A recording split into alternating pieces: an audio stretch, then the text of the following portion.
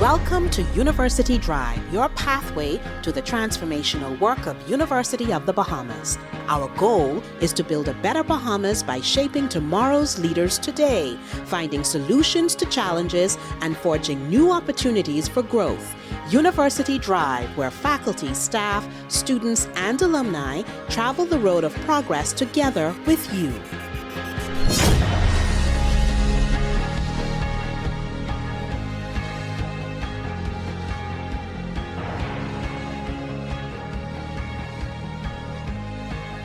Hello, everyone, and welcome to University Drive, a brand new episode in Season 10. Thank you so much for joining us. I'm your host, Tamika Lundy. Our guest for this episode wears many hats.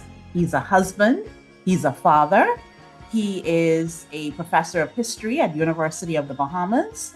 He is the director of the Antiquities, Monuments, and Museums Corporation. He also is a published author and getting ready to publish another book with a colleague. I am speaking of none other than Dr. Christopher Curry. Hello, Dr. Curry, and welcome. Thank you so much for joining us again. You're becoming a regular. Well, thank you so much, Ms. Lundy. This is absolutely an honor and a pleasure of mine to be on the show. What an important occasion, and so I'm happy to be here with you. Thank you so much. Our conversation is a very timely and relevant one. Quite recently, the country paused to reflect and to observe a pivotal milestone in the history of the Bahamas, and that is majority rule. And it was very key to self-determination. It was key to our liberation. And I would dare say it was a key step in our transformation. And so our conversation today is going to be centered on national identity and knowledge transfer within the context of our really trek from majority rule up through independence, the modern era of the Bahamas to where we are today. And I know that might all sound like a lot, but we are going to ensure that our conversation is digestible. And so who best to help us with steering this conversation than Christopher Curry, who has a whole lot of knowledge about our history. In fact, one of the books that you've written related to Black loyalists in the Bahamas, and the other one that's coming out is related to nation formation. So, Chris Curry, what do we mean when we say national identity?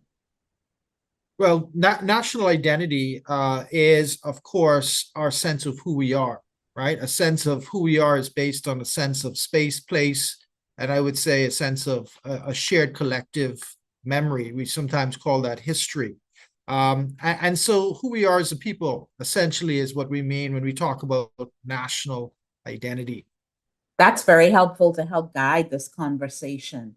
You know, a lot of times when we have conversations about history, I don't think the intention is for us to entirely consider only our past, but consider our past in relation to our present and our future.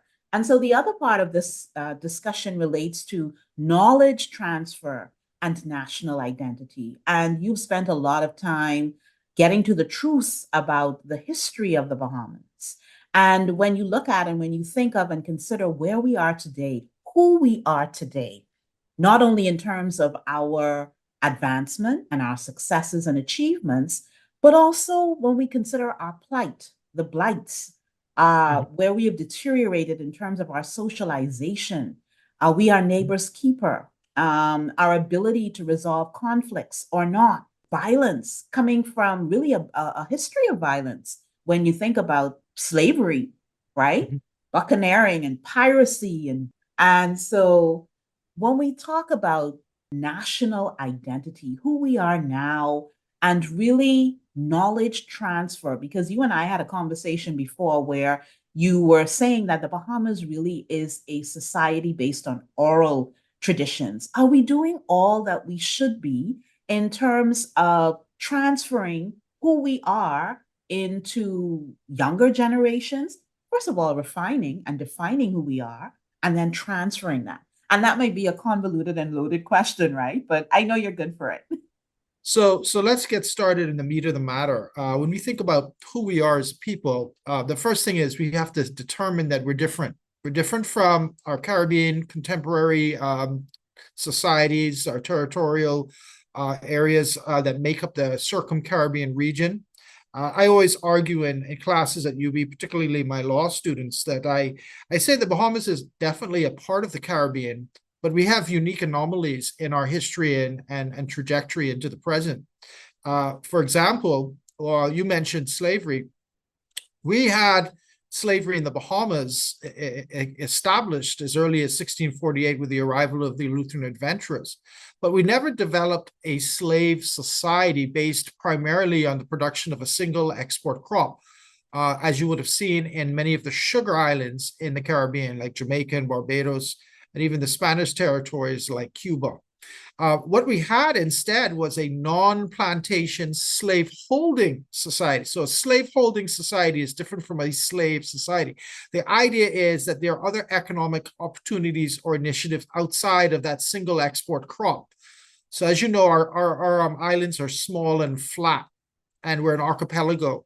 And so we did not have massive islands with rich alluvial soil that would produce an export crop of substance for a sustained period of time. And that shapes our identity, that shapes who we are. We do have slavery, and we have a racial code embedded in our legal system that purports and carries a ideological element of enslavement.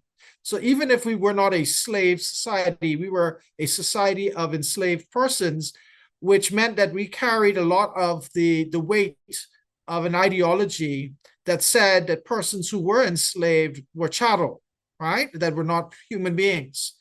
And so that racial ideology still existed in the Bahamas, even if the economic system and the geography of our islands did not allow for a slave society to take hold. All of that is important, understanding who we are as a people, because from our inception, when we were colonized by the British vis-a-vis the Lutheran adventurers, we emerged as a people that were kind of marginalized in the whole British Empire system. We were on the margins of the margin because we did not produce an export crop. We were not a colony that was admired, or even a colony that produced enough revenue to consider to be important. Yet our location in the Atlantic, our location north of the region of the West Indies, our location close to the 13 colonies, later the United States, made us geopolitically significant. Our location, because we were between the New World and the Old, providing shipping lanes to convoys of ships traveling back to European markets, meant that we were important. Hence the need for lighthouses, hence the need for the British to maintain the Bahamas as an effectively occupied post. Hence the need for the British to establish a British Admiralty Court or Vice Admiralty Court in Nassau, despite us not really having an export crop. All these things speak to the importance of us being maintained, effectively occupied by the British, despite our marginality as an economic space. And so we emerge in this colonial period as a society with scars, with the scars of slavery and colonialism, but also understanding that economically we were also scarred. We had to find ways and means to make a living, understanding our islands were rocky, had thin soil, didn't amount to much, and we were not considered much in the big scheme of the British Empire. And so we resorted to things like wrecking. We resorted to things like bootlegging. And during blockade running, we breached the blockade to transport contraband goods, illegal to the United States and the Union forces led by Abraham Lincoln and Ulysses Grant. And of course, supplying the Confederate forces with those weapons in exchange for cotton. So we took advantage of these opportunities. But what's fascinating, Ms. Lundy, is all of these economic opportunities did not come from the land. It came from the sea, whether it be pirating, whether it be blockade running, and even more recently, drug smuggling and human smuggling. All of these are done on the sea, on our waterways. And so we have to imagine ourselves as a people with a collective memory a storehouse of memories and ideas that have shaped us into who we are, and it's largely based on sea-based activities. What's fascinating, as you know, recently, last year, there was a movement underfoot to change our national sport from cricket to sailing. And I believe that was intentional, given what our identity is as a people, that we understand the sea as this place of sustenance, a place that we can go to for economic survival. And so sailing represents that in many ways. The competitions actually began out of these workboats that were used by fishermen throughout the out islands, as they were called back then, because they were truly marginalized. They were on the margins of the margin. But those workboats were transformed into vessels of honor that could be raced in regattas as they emerged by the 1950s and 60s. And now it's our national sport. And I happened to look at the schedule that was just posted recently. There are now regattas in almost every major island in the Bahamas. They even have a best of the best here in New Providence. And so that speaks to our identity, as does the fact that we were so much relying on the mailboat for so many years, these out island communities, before we decided to change the name to family islands. The mailboat was the lifeline for people again, thinking about how important the water is, and vessels that traverse the shoals and reefs of the archipelago to get to these far-flung and remote communities to service them with food. The mailboat really was the lifeline to many communities in our archipelago. So there's so much that could be said about our past and how we are identified as islanders in the sea. Islanders in the sea, struggling to survive. And by the way, the sea is both opportunity and tragedy, right? Because you know that it is the sea that produces Category 4 and Category 5 hurricanes like Dorian. So it is both the place of treasure and tragedy. Treasure because, of course, we pull up from the sea lobster and conch that we use to sustain us and to sell to the Japanese and the US markets. But it is also the sea that wreaks havoc on our communities through the power of the hurricanes, that feeds on the warm water that envelops our islands. So that is something to consider, that we are islanders in the stream. And that is how we get a sense of who we are from the past, from our history. Well, thank you so much for that wonderful context and trek from history all the way to present time. I think that's very important for us to set the tone and the context for the conversation that we are having, coming from a history of being a society of enslaved persons bearing scars, right? And when you said scars, I'm thinking about the scars of the past and the ones that we are creating in the present that might have a footprint in the future. And when you mentioned us with a collective memory, to what extent are we reinforcing our collective memory? Who are we as a people in terms of the values that we hold dear today? When I think of national identity and Bahamians, I think of things like us being resilient, us having an indomitable spirit. I think of us being industrious, of us being economically ambitious, of us being adaptable, right? And so knowledge transfer and transferring who we are we doing enough of that with our younger generations, with our middle-aged generations? Are we doing enough of that amongst ourselves so that we can continue to remind ourselves really of who we are, the values that we hold dear, so that we can aspire to live and be and act in the way that a people should act, that comes from a heritage of being adaptable and indomitable and resilient, and not subscribe to these vices that are tearing us apart, violence that is perpetuating itself on our streets and in our homes. Are we doing enough of that? What do we need to do to make this transfer of who we are, who we were, who we are, who we are developing ourselves to be, who we were destined to become? What are we doing to transfer that knowledge more consistently and sustainably? Another big whole wallop of a question, right? Yes, very good. I go back to the Bible if I could. You had in Deuteronomy where, the Israelites were considered a chosen people. They had a very interesting history as a people that were considered to be manifested destiny in a sense, to carry a particular history with them, as they traversed the wilderness and then into the promised land, and then as they forged a nation. They were reminded to have on their shoulders, to have on their foreheads written basically their commands. What really meant is, and to mark it on their doorposts. The idea was to constantly be remembering the events of their past, so that they would never forget it. And you know that one of the slogans that we hear out of the Holocaust even today is never forget it, lest it be repeated.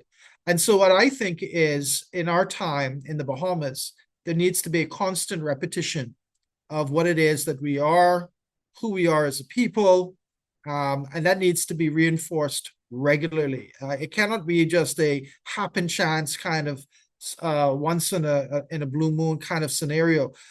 We need to begin at the core of our educational experience to hammer repeatedly in our students, these concepts.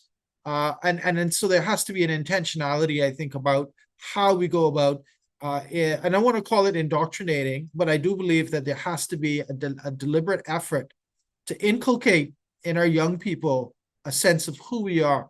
But, the problem is a lot of people aren't aware of who we are. So until we understand our past, we're still mired as infants in the present. I believe Marcus Garvey said, a man without knowledge of his past is like a tree without roots. And so we want to make sure that we have a rootedness in who we are first. And once we understand the rootedness of who we are as islanders in the stream, as island people, then we can start to build out, and that knowledge transfer that you're asking about has to be done in a deliberate and systematic way from the earliest ages. We're talking about before we even get to K1 and K2, pre-kindergarten, when they're just toddlers, we should be starting this process. And it should be continued from that level to kindergarten, through to the primary years, into junior high school, all the way up to senior high school, and then tertiary level. And so we need to make sure that we have that path paved for our young people to walk down. That's the road we trod, and that is how we must get to a higher place in our calling. Well, let's talk about that process then, because, and let's take a step back and talk about the institutions and the people and the stakeholders connected to that process. If you were to envision this kind of ecosystem of knowledge transfer, what would that look like in its ideal form? Well, we live of course, in a millennial world, that has already experienced an IT revolution. And so, of course, the way we transfer information can't be the way we used to do it 40, 50, 60 years ago. So the knowledge transfer has to be done by fiber, right? It has to be done electronic. It has to be done in the most effective way. It has to be done through social media outlets. It has to be done through Kindle books. It has to be done through campaigns that target how young people use computers and technology. Yes, textbooks are still useful and libraries are important, but more and more we're seeing an information highway is the way to go. And so we have to find new ways of pitching a message that is grounded in ageless and timeless ideas. So I would suggest that, without watering down the message, the way in which the message is carried is significant, very important. And so I'm looking forward to the progression of material, web pages being designed, interactive forums. When we look at our museums and institutions, I have a very deep feeling about museums and places, markers that remind us, give us that mnemonic reminder of who we are. Again, when we look at those sites, they have to also reflect the realities of the IT revolution that we're in now. And so you have to have interactive panels. You have to have holographic images. You have to have digital material. You have to have apps ready and available for people to download on their phone so they can take self-guided tours. All of this is speaking to a larger revolution that needs to unfold, where we tell our history and our past and we transfer knowledge through the new mediums that the masses have at their hands. Miss Lundy, I grew up in an analog age. I didn't see a computer until I was about, I don't know, 13 or 14. And I think I was really privileged, the school that I went to and otherwise, to have access to computer at that age for my generation. My daughter, in contrast, she was literally, it seemed like she was born with a computer, right? By 2 or 3, when she was learning how to read, she was learning how to read through simulated programs on a computer screen, right? So even how she learned how to read was all computer generated. So she's got computers in her blood and IT and digital material from like a much earlier age than I. And so that's just speaking to the gap that we have to bridge in order to get that knowledge transfer. To make our history meaningful, we have to find innovative ways to carry the message. The message may not change, but the way that we carry it has to. Digital immigrants and digital natives. We are here on University Drive. Our guest is Dr. Christopher Curry. We'll take this break and be back.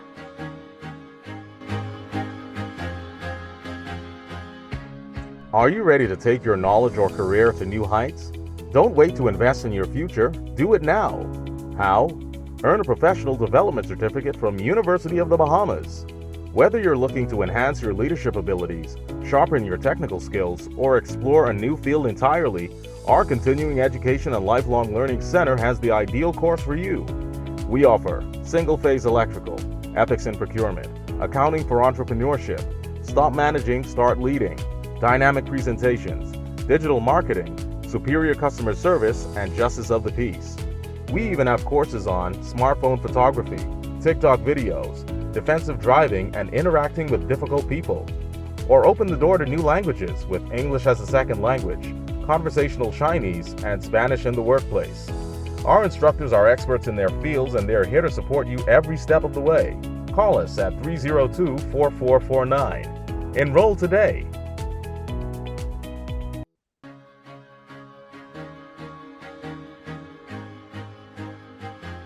Here we are back on University Drive. Thanks so much for hanging in with us and listening to the show. Our guest is Dr. Christopher Curry. We're talking about national identity and knowledge transfer. But what I find intriguing is also the work that you've been involved in having to do with nation formation. The Bahamas is 50. This year, University of the Bahamas is 50. Nation formation. You are and a colleague are about to come out with a new book on that very topic. What can you tell us about that in relation to our identity? Well, one of the things that we notice is, and I'm going to put an outlandish statement out there. There is an argument that much like gender and race, which are, some would argue, academics have argued, are social constructs. There's an argument out there by Benedict Anderson. His work is somewhat dated, but I think his premise is still strong, which is that nationalism is also a social construct, that people engender and create a sense of who we are in order to serve a particular goal. Sometimes it's political, sometimes it's socioeconomic. And so the idea is carried forward by scholars that myself and my co-author, Dr. Tinker, have looked at. And we've looked at, for example, the work of Howard Johnson, published in Yinner Volume 1. He argues that the idea of a Bahamian nation was constructed against the counter-identity of a colonial past in which a minority government had ruled for so long. And so when the PLP become the government in 67 and then advance the case for independence and create essentially a nation, they're doing so in the environment, in the context of a period of long-term colonialism. And a counterpoint to that is to create then a Black national identity in which the general sense of who we are was related to a collective experience of going through colonialism and enslavement. Now, Howard Johnson argues in that article that in creating this Black counter-identity to the period of white minority rule, Penling and his cohorts in the PLP in its early stages championed an African past. And so you would see a number of expressions of that through, for example, the archives at the time had just become a department, putting on an exhibition on slavery, aspects of slavery, through the development and encouragement of Ed Moxie's festival and his Jumbe village. Okay, and there are other examples, but to suggest then that there was a sense of national identity tied to an African past. Well, that in itself is a good thing, right? But then, of course, understand that in the Bahamas, it's complicated to purvey that kind of narrative because you have other minority groups, some who may not identify necessarily with Blackness. You have Greeks, Lebanese, Syrians, Jews, and more recently, Filipinos, etc. You have a white minority too that obviously would not identify with an African past. So these whole things were challenges to a unified national identity or the nation as he would create. And so even symbols that we have, some would argue, they reflected that sort of sense of national identity that was trying to be purveyed by the PLP administration. We have a flag, for example, and it's important to note that the flag has three colors, obviously. It has a triangle with a black color. It has gold representing the sand and the sun, I suppose. And then we have the aquamarine, which represents the sea. Of course, people focus on the triangle. And that triangle, the black, represents the strength and vigor of the united people. It's very important that we say that because even I believe Penling in his acumen at the time, his political acumen, realized that if you said that the black represents the people, that you would be marginalizing a group, right? And so he made it clear, or those that were involved in this, it wasn't him by himself, but he was given, of course, advice on this matter from the committee that was formed, that the black would represent the strength and vigor of a united people. And of course, that means that it is representing a character trait, not a phenotypical color of a person. All of these things are important, though. And then if you look at the coat of arms and the symbols that are invoked on it, and our symbols in general, whether it be the lignum vitae, the flamingo, the blue marlin, all of these things speak to our identity as a people, right? And the idea of the project of nation formation. All right, I believe it was a concerted effort to embrace things that were indigenous, but also reflective of our history. So that's why the blue marlin is there. You will also see on the coat of arms what looks like the Santa Maria Columbus ship. All of it speaks to the identity of our people tied to the sea as well. And so I think it's important to understand the idea of nationalism as a social construct, but also to understand that the vestiges of power, the symbols, the national symbols, are all connected to this project of nation formation.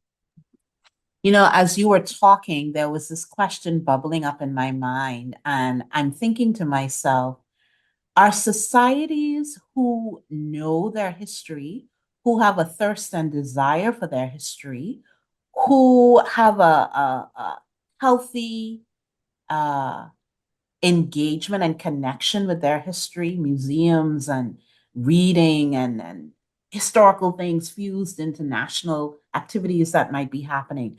Are such societies more orderly, more successful, more and more advanced? Have you, I mean, what have you found? I mean, the most advanced, the most peaceful, orderly societies, are they ones where they know their history, they have a grasp on their history and a healthy desire and appetite for it? I do think that generally these symbols of identity, national identity, however they are promulgated to their populations, they do give a sense of order a sense of pride, a sense of belonging, which I feel is very important.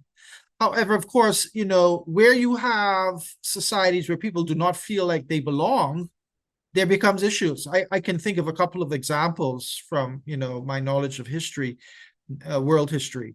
World War I, for example, was started because you had Bosnians, nationalists, Serbian nationalists, who did not want to be a part of an empire anymore, the Austrian-Hungarian Empire. And they didn't feel like they belonged. They felt like they were on the fringe of society. And so they assassinated Archduke Franz Ferdinand when he came into Sarajevo. All right. And we often note that where societies have cleavages, there is because there isn't a shared sense of collective belonging. Even in the US Civil War, we understand that the pivotal issue was on slavery. The South did not buy into what was being promulgated by the Union. All right. And so there's a civil war. We have other examples. But surely, if you do not have a group of people, even if you have a heterogeneous population, meaning you have a diverse, multicultural, polyglot community, there are ways that you can foster a sense of belonging where you even have people of diverse ethnic origins. All right. But that takes work. That takes work. I think about Canada, particularly right now. It's a very multicultural society. They have various different ethnic groups. They have indigenous persons. They are trying to find a delicate balance and dance. How do you bring people together and give them a sense of a common shared past? Because in Canada's case, it was a very underpopulated country until recent years, and even now it is, and it has issues with its indigenous past. And yet it is finding a way to keep things coalesced in a relatively peaceful way. In our country, since independence, we have the blessings 50 years of peaceful transition. We've had fair and peaceful elections every 5 years generally, with a couple of exceptions where elections were called earlier, like the last one. But generally, we've seen the peaceful transfer of power. And to me, that's a very good testament to our country and its success. And for the most part, people have a sense of belonging. Let's talk more about that sense of belonging in terms of the Bahamas. We've seen advancements. Our institutions have developed from our early independence years. Education has improved from when we became independent. Some would argue that it needs to take a further gigantic leap. New providence in relation to the family islands. When you talk about a sense of belonging, right, it's not only important to pay deep attention to economic development, but also social development, right?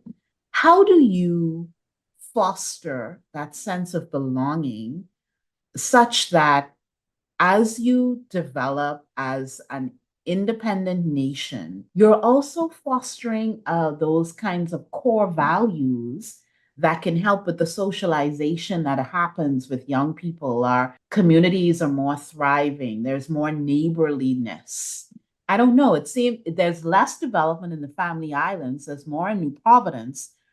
There's less vices in the family islands. There's less population. How do you strike kind of like balance so that you have your economic development, but you also have some strong core values and less of the things that can tear your society apart? Yeah, Ms. Lundy, I feel that this is a central challenge of an archipelagic nation, because for so long, everything has been so Nassau-centric, from social services and healthcare to education. And so the challenge is to not leave anyone behind and to offer the same services, the same opportunities to everyone, regardless. I mean, Ragged Island has a population of under 100 persons, but those 100 persons still need to be served. They still need amenities that would be found in other islands, a school, a port of call, roads that are paved, electricity, cable network, whatever. So the point here is that a sense of belonging has to begin with an inclusive agenda that says we all do belong. And the challenge is historically speaking, the islands that we speak about, the family islands, didn't feel much like a family. They didn't feel like they belonged. They felt like they were like the outside child. We called them the out islanders because they were out there. I can't remember the exact date when we decided to change the name from out islands to family islands, but I know that it was intentional. And even as you look at tourism, right, and the commercials now, they talk about the Bahamas and the islands of the Bahamas to give emphasis again that isn't just Nassau, that a visitor to come here and it could go to many different islands and gain different experiences. But the truth of the matter is the sense of being a family needs to be considered, because in many ways, one would argue that we are a dysfunctional family, right? And the dysfunction comes from the fact that we don't give the same primacy of attention to family island development that we give to New Providence. And that has everything to do with our colonial past, mind you. But as we talk about knowledge transfer and building a nation, it's very important that we find ways to be a more inclusive society, to be a more inclusive people. If it means, for example, and I'm thinking here about, museums and history, and not everyone can come to Nassau and see a fort or see a museum. So what do? We have to create virtual tours so that people in the family islands can go on a virtual tour and see the forts that way, or see the museums that way. So we always have to think of a way to be more inclusive. And I know the University of the Bahamas is also doing this. When you think about tertiary education, how can we be more inclusive to make sure that everyone has an opportunity, everyone has a chance at a level playing field? And so we have to, again, always consider, what is it like for the person in Mayaguana? What is it like for the person in Rumkeep? What is it like for the person in Ragged Island as a Bahamian? Do they feel part of the bigger picture? What is it like for people in disadvantaged communities here in Nassau and New Providence?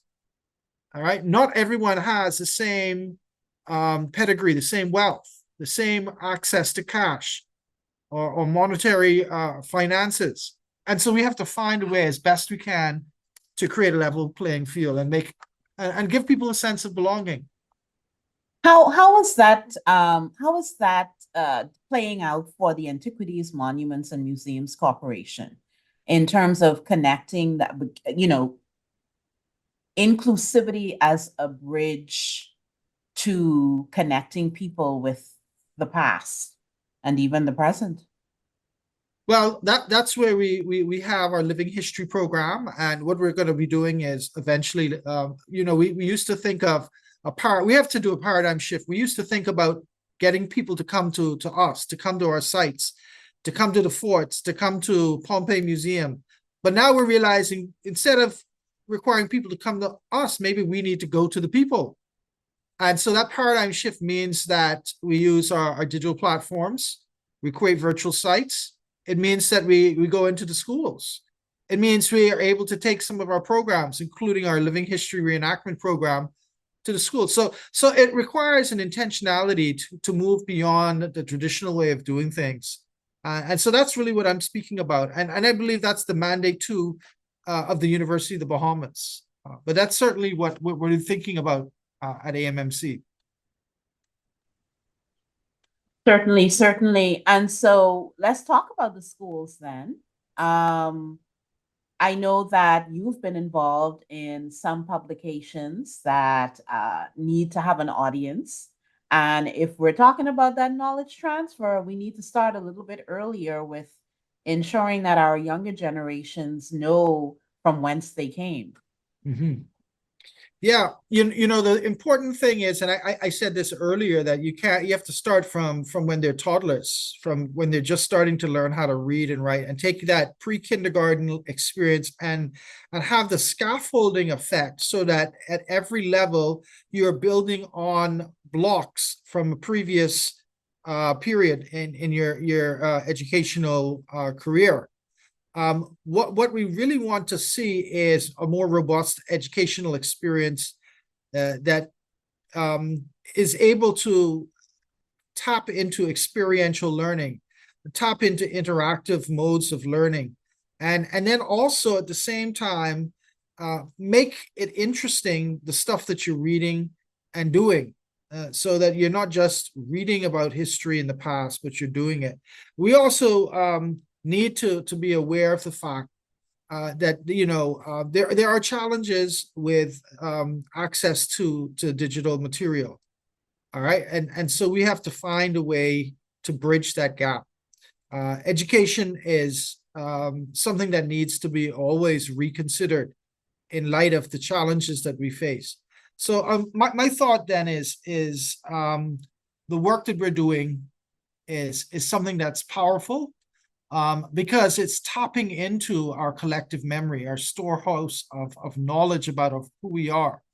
But it has to be something that is connected through all levels of education. And so the scaffolding that needs to take place is something that we're aware of. And so the senior high educators need to be talking with the junior high, need to be talking with the primary, need to be talking with the kindergarten levels, so that we're all on the same page with how we're going to make this revolution occur. What for you would be next steps? I feel like for me, next steps would be certainly a concerted effort to address curriculum changes. We're seeing that happening at all levels. I think it certainly needs to be a stakeholders meeting. There needs to be some PR behind this. And there needs to be engagement. Education officers, principals of schools, private and government schools. I really do see a need for more conversation at different levels. So I guess I see that as the next steps. Very good note for us to take our next break. You're listening to University Drive. Back after this.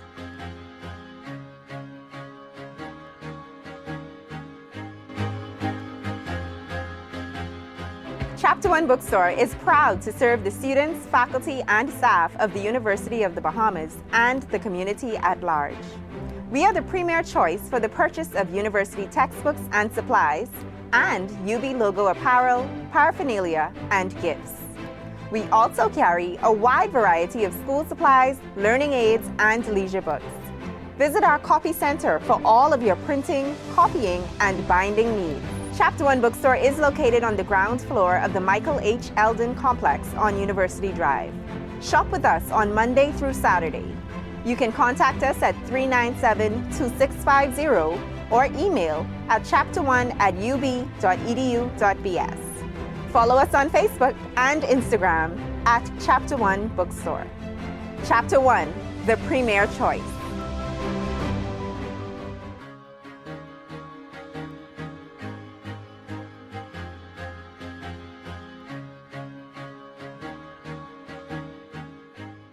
Welcome back, everyone. We're talking with Dr. Chris Curry.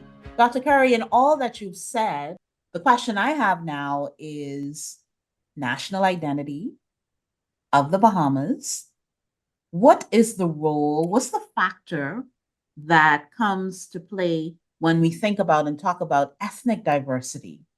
We're not a homogenous society. We have different ethnicities that have been among us from a long time ago. One could look at how Bahamians have related to those ethnic brothers and sisters that we have living among us. But is there a role, is there a space and place for us to define and determine ethnic diversities within our national identity? I think there absolutely is.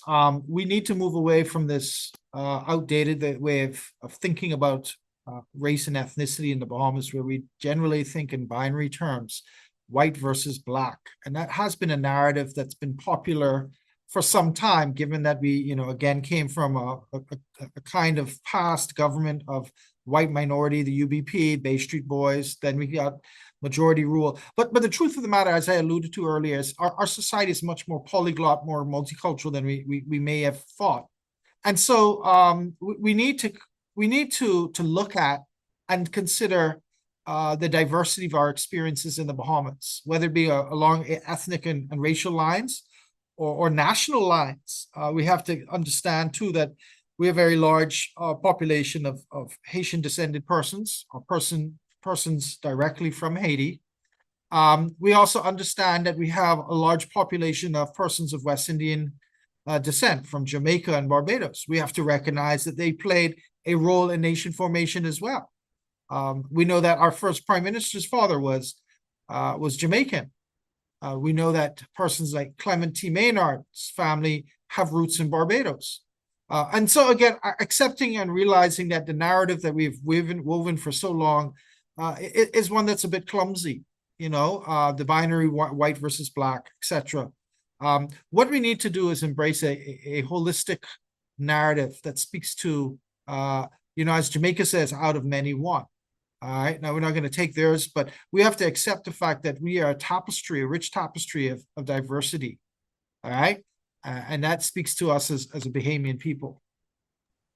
I think the stumbling block there is the challenge and the lingering challenge or challenges that we continue to have with regard to illegal immigration and how that's played out and the stresses and pressures on our society. But that shouldn't negate the fact that having different ethnicities among us is a thing.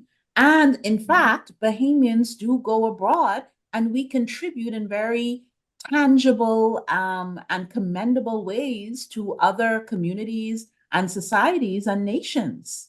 Why is it that when it comes to when those who are different from us live among us, it's one view, but when we go abroad to contribute, it's another view?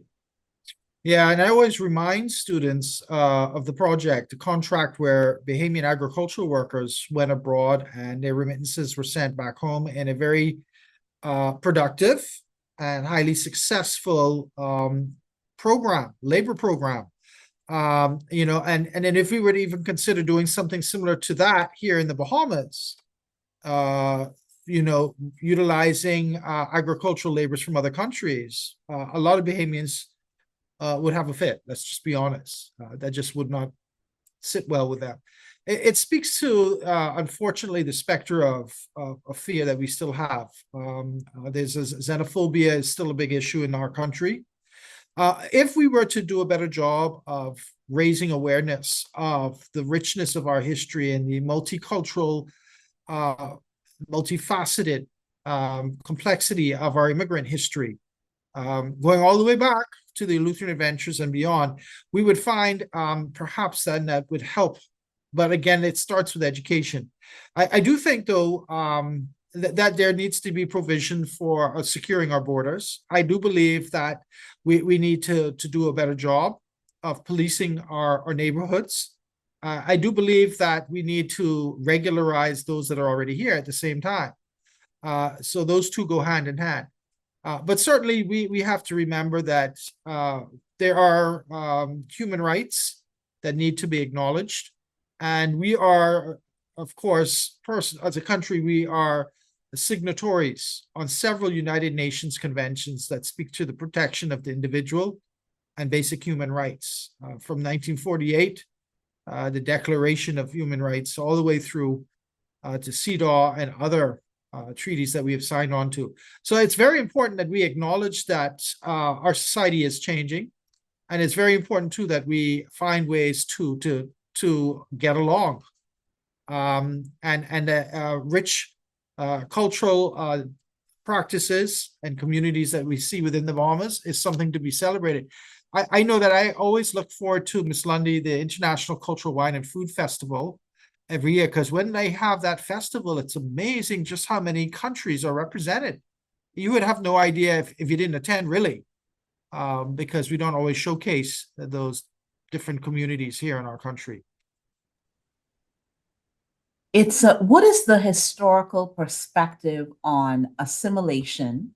Because, over the years, over many years, we've always had a lot of different groups coming to the islands of the Bahamas, a lot of immigration to the islands of the Bahamas. What is the historical view about assimilation versus a society that is a melting pot?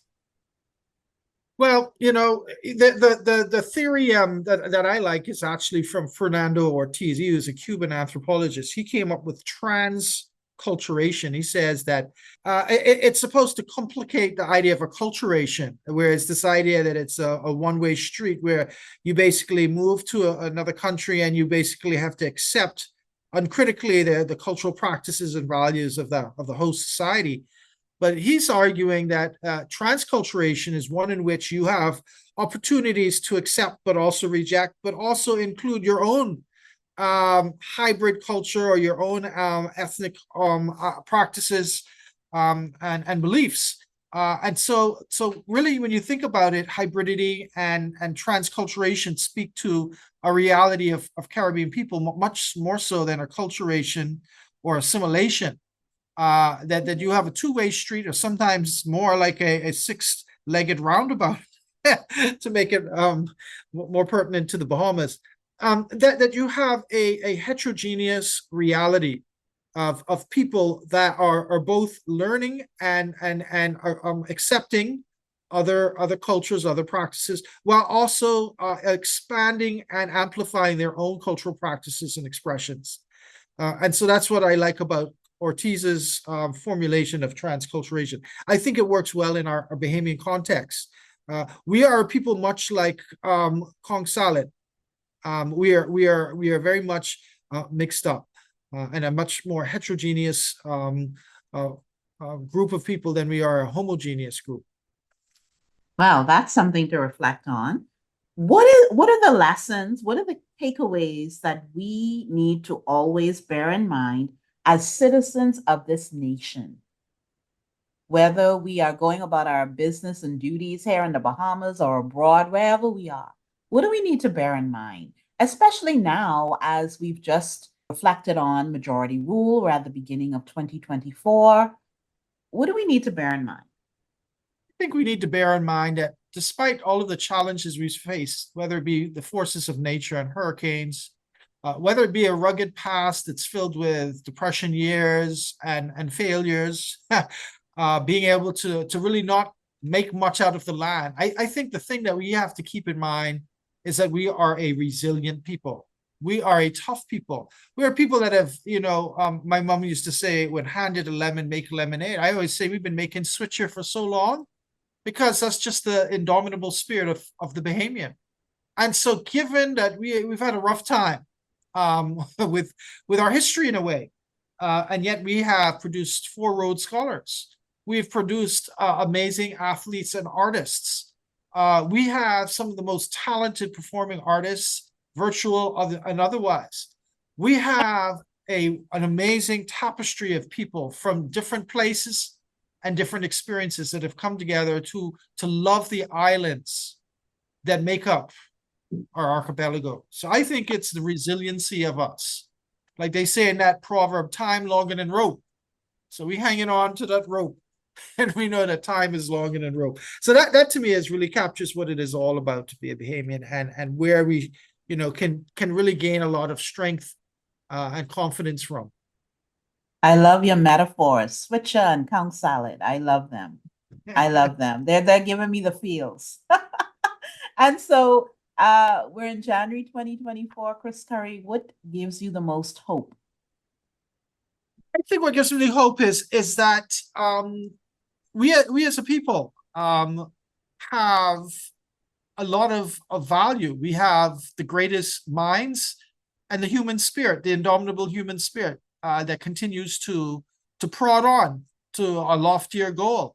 I think the greatest asset of a nation, and I could be speaking of other countries, but I'm speaking specifically of the Bahamas, is the capacity of the individuals to marshal their own ingenuity towards greatness.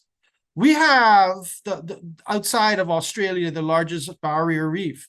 We have the largest territory in the Caribbean. We are actually larger than Cuba when you count our waterways.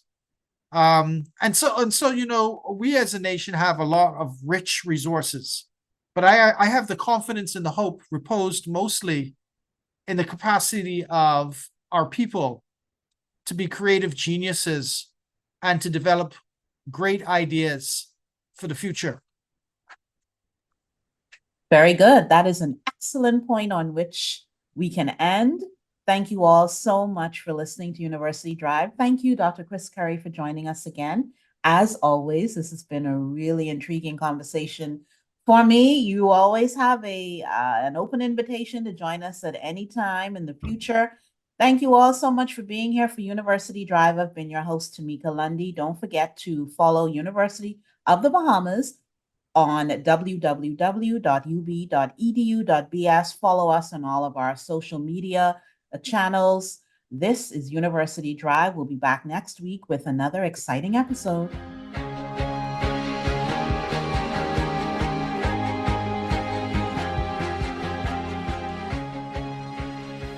University Drive is a production of the Office of University Relations at University of the Bahamas.